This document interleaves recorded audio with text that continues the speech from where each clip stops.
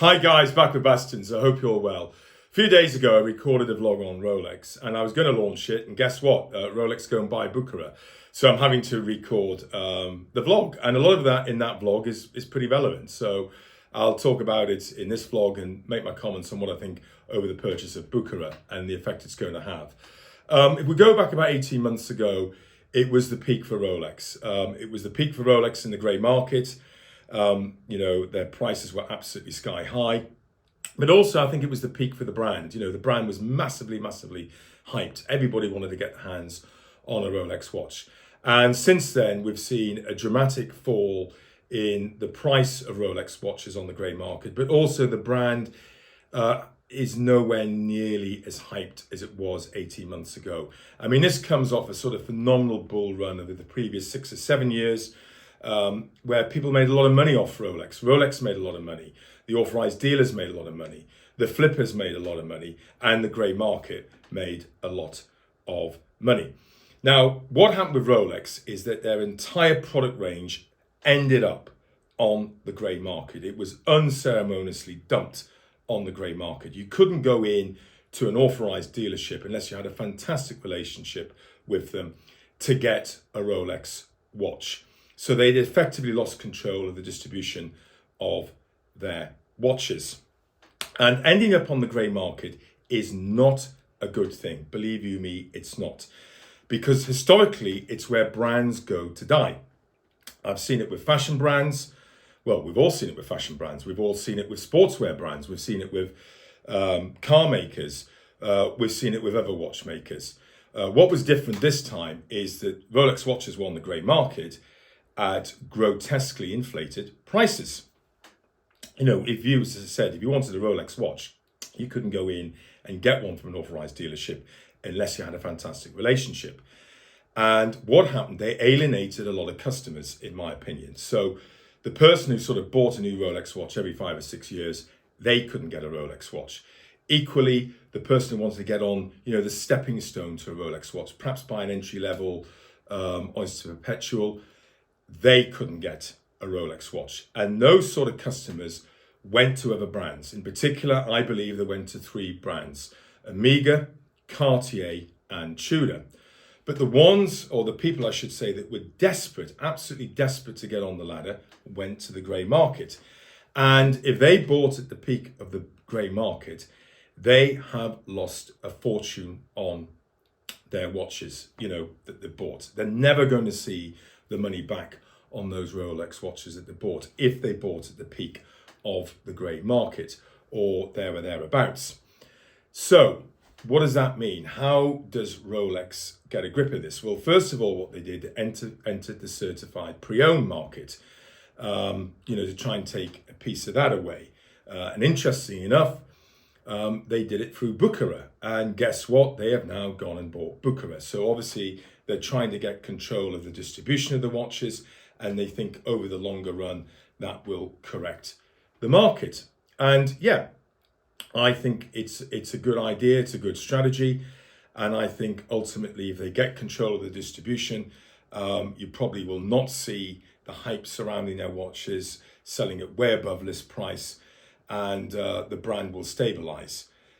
What's interesting though, would they have made this decision of entering the certified pre-owned market and then buying Bucherer if their watches hadn't ended up on the grey market? If they'd been like Omega or IWC or Cartier or Breitling, where you could walk into an authorized dealership and get pretty much the watch you want, would that have happened? I don't think so. It'd be interesting to see your thoughts and views. Please comment below on that. So, do I think this will work? I think in the long run, yes, I think it will. But the problem is the short to medium term. You see, their watches are on the grey market. There's a whole load of slider condition watches sat there, and they're simply not selling. And, I believe the prices have further to fall. The prices are still higher than they were in December 2019, which is prior to COVID. I think the prices need to be lower than what they were in December 2019. For this stock to shift. So I think they've got further to fall, and Rolex have no control over that. But the other problem is, there are watches coming through to the authorized dealerships. And, I know stories of bluesy Submariners being offered. I know stories of dates being offered. I know stories of Submariners being offered. And people contact me, and the first thing they say to me is, how much money can I make on this watch? I've been offered this. And, I have to tell them that, there's either a slim profit margin or there's no profit margin. They will lose money on these watches. The date, they're going to lose money on. The bluesy Submariner, they're going to lose money on. And that's when they lose all interest in buying a Rolex watch. And that's the problem. You see, Rolex was a really innovative watchmaker. Then it went to being a luxury brand. Then it's become this investment item. And people weren't buying Rolex watches for the fact it was Rolex watches. They were buying Rolex watches as an investment. And that is not good for the brand. That is something that they really, really have to tackle. And I keep saying, and I'll say it again, watches are not an investment. By all means, treat them as a capital asset, but do not treat them as an investment. So there's troubled waters ahead. And I do not envy the task of the management to navigate through these troubled waters. So does that mean that Rolex has lost its crown? So I'm going to tell you a story. A few weeks ago, I went on a simulated game clay pigeon shoot, and there were 4 of us. We just wore beta watches, and there were 2 other teams of 4. So there were 12 of us in total. And this was not a highfalutin day. No, this was a really cost-effective way of going out and hitting a simulated game. That we brought our own cartridges, we brought our own packed lunch, and it was a very reasonable cost. And of the other 2 teams of 4, so 8 people in total, 5 people out of 8 were wearing Rolex watches. And they were all the steel variant. It wasn't anything gold. And, some of those watches, without a doubt, were worth more than the shotguns. And I kind of looked at it and thought, therein lies the problem. There's all these watches in the marketplace. They're there. They're out there.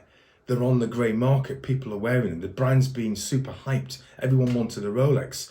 And it's kind of lost its exclusivity, hasn't it? You're going to some basic clay pigeon day, and out of 8 people, 5 people are wearing Rolex watches. That doesn't smack of exclusivity to me. That smacks more of something that is mass produced. So does that mean that Rolex has lost its crown? No, it does not. I believe that Rolex will still be the mainstay of the watch industry. It will be the go-to brand. But what I will say, I don't think that crown is glistening at this moment in time. Stay tuned.